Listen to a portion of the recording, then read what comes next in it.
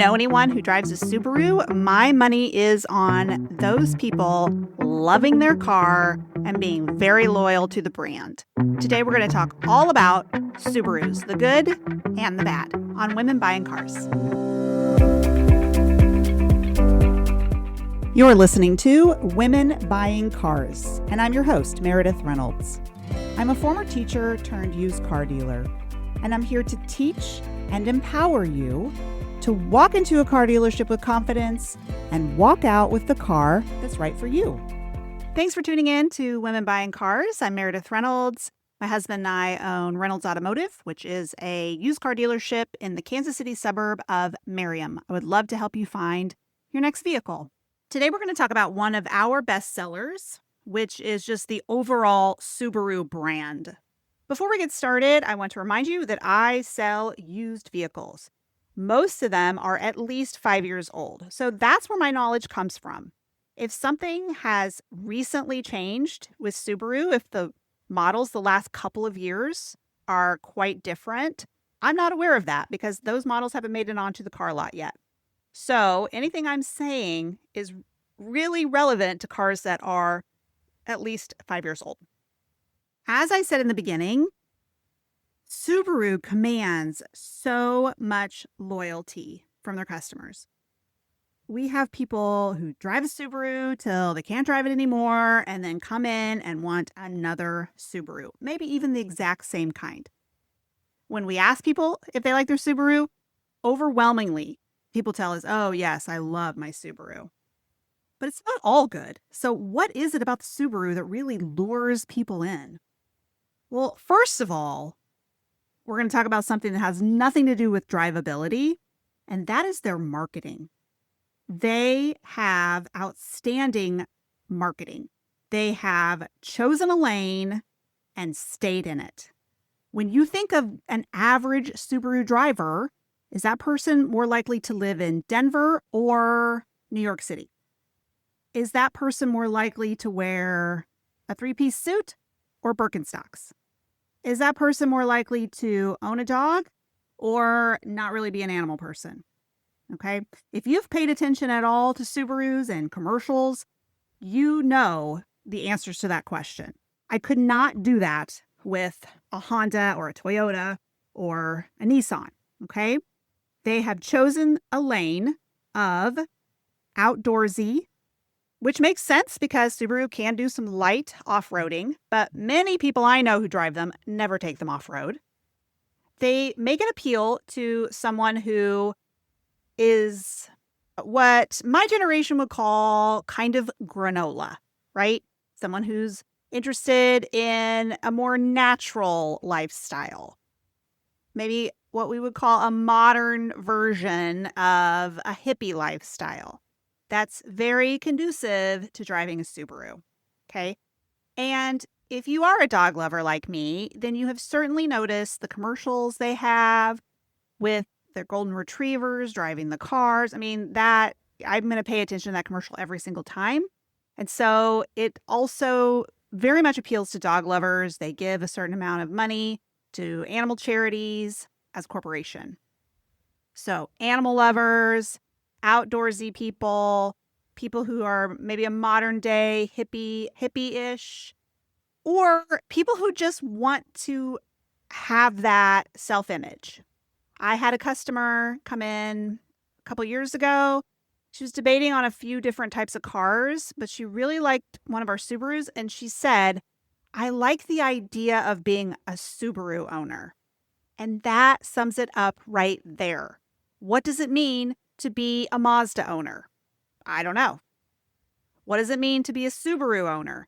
That has a connotation. And so a lot of people really want that connotation and portray themselves that way to the world. So they have done an outstanding job of marketing. The image I'm talking about, really goes along with their most popular models, which is the Outback, Crosstrek, and Forester.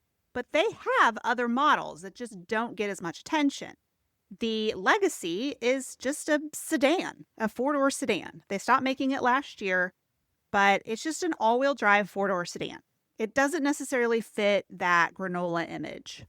The WRX or the Impreza, those are like a performance vehicle.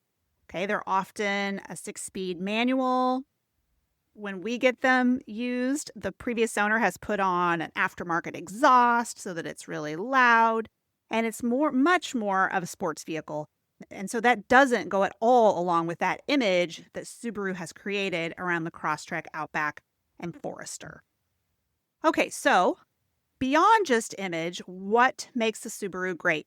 Well, one thing is all-wheel drive is standard on all their vehicles. Like I said, even that 4-door sedan, the Legacy. You're usually going to pay more for an all-wheel drive versus a front-wheel drive of the same vehicle. But with Subaru, they're all the same. So that price is already in there.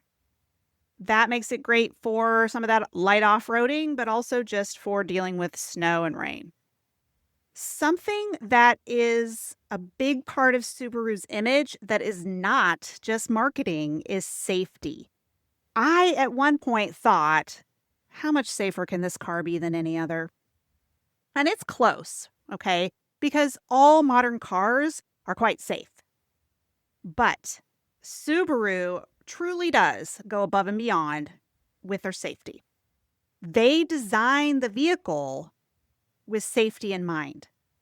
So even if a smaller windshield would look cuter, they're not going to do it. They're going to put in a big windshield because then you have a lot of visibility.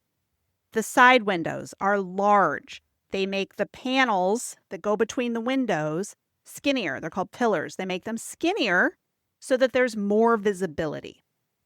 So the whole way they design the car has safety in mind. And then for many years, they've been featuring the top safety features.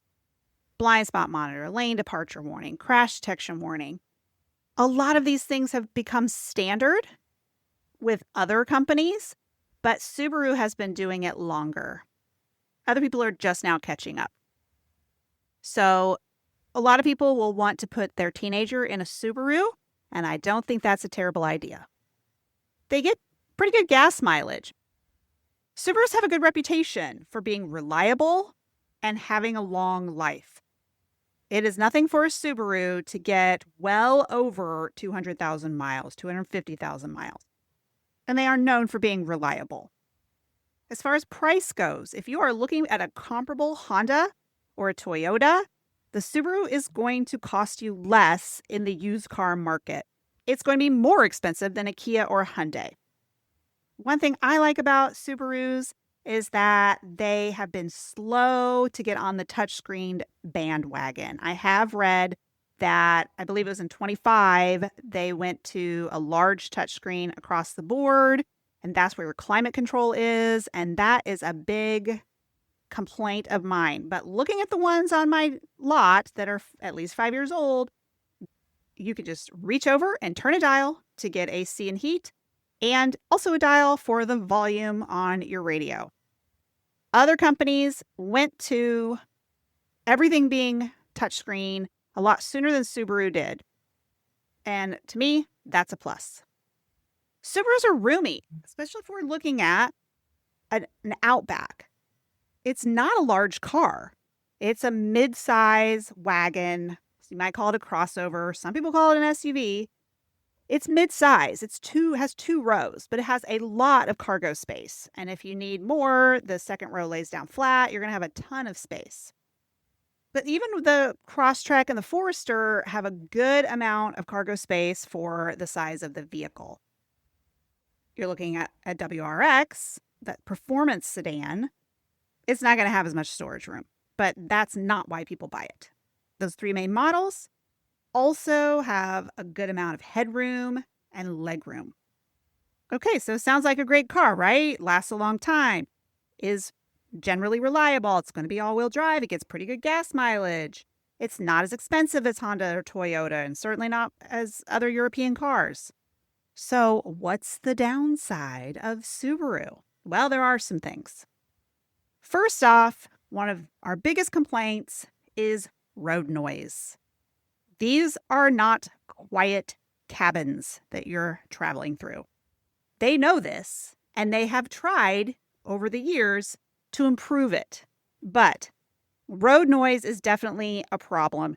If you are sensitive to that, if you're driving down the highway and the sound of the wind or the sound of other cars zooming by, it really bothers you, you're not going to enjoy a Subaru. And that's one reason why it's always important to take a test drive on the highway or the interstate, so you're getting the full picture.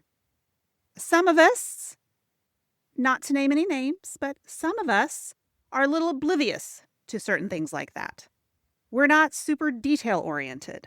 And so we turn on the radio and we don't really notice the road noise.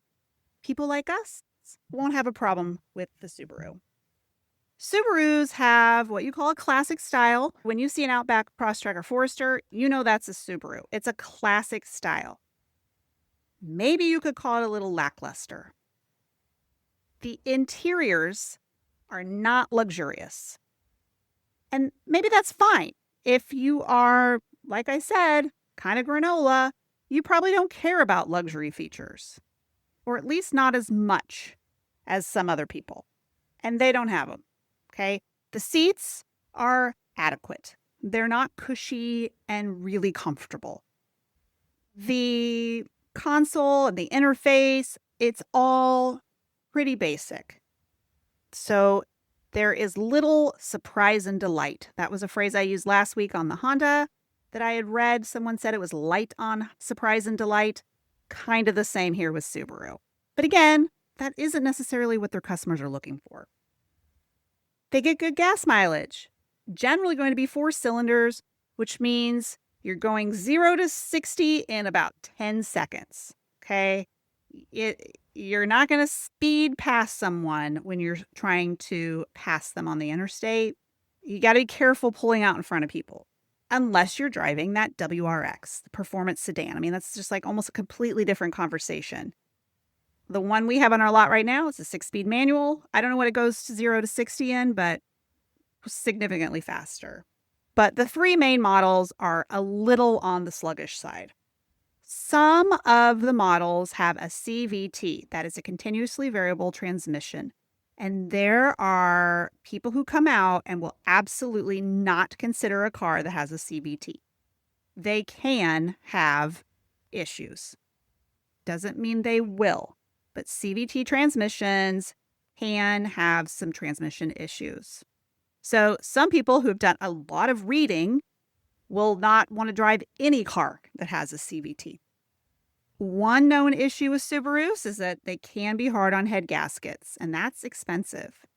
If I've scared you talking about CVT transmissions and head gaskets, just remember, you can always buy a warranty. Depending on the car you're getting, you may qualify for a bumper-to-bumper warranty that would cover things like transmission and head gaskets. Also remember that overall, Subarus are reliable and last a long time. I'm just telling you some of the possible things that can come up with them. So what's my overall take on Subarus? I think they can be cute. Crosstrek and the Outback are pretty cute.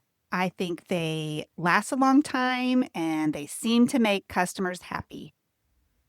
Probably not the car for me personally, because I do like a little more luxury in my car. Sometimes I feel like driving a Subaru is a little bit like driving a tin can. Thanks for listening.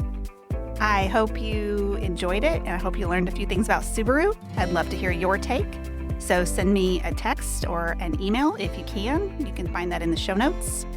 And share with someone you know who is car shopping. Send them my way if they live in Kansas City.